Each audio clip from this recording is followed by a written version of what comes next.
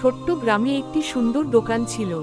দোকানটির মালিক ছিল পরিশ্রমী মুরগি মুন্নি। মুন্নি প্রতিদিন হাসিমুখে দোকান সাজাতো।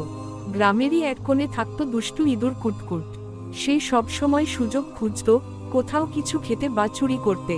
তার নজর পড়ল মুন্নির দোকানের দিকে। রাতে সবাই ঘুমিয়ে গেলে কুটকুট দোকানে ঢুকে গেল।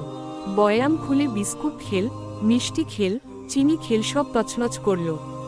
শেষে ক্লান্ত হয়ে দোকানের ঝুড়িতে ঘুমিয়ে পড়ল। সকালে দোকানে এসে মুন্নি দেখে সব নষ্ট। তার চোখে পানি চলে আসে। কে এমন করল, দুঃখ পেল সে। হঠাৎ মুন্নি দেখে ঝুড়ির পাশে ইঁদুরের লেজ। ঝুড়ি তুলতেই কুটকুট ভয় পেয়ে উঠে দাঁড়ায়। কিন্তু মুন্নি শান্ত গলায় বলে, আমি তোমাকে মারব না। কুটকুট লজ্জা পায়। আমি ভুল করেছি, আমি ঠিক হতে চাই। মুন্নি বলে, ঠিক হতে চাইলে তোমাকে সত্যি সত্যিই বদলাতে হবে।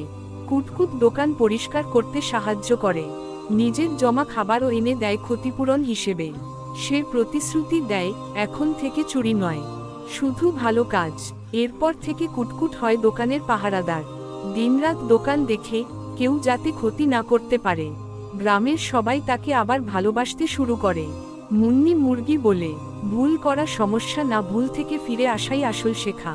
কুটকুট মাথা নিচু করে বলে, আজ আমি সত্যিই ভালো হতে পেরেছি। যদি আমাদের ভিডিওটি ভালো লেগে থাকে তাহলে আপনারা সাবস্ক্রাইব লাইক করে পাশে থাকুন।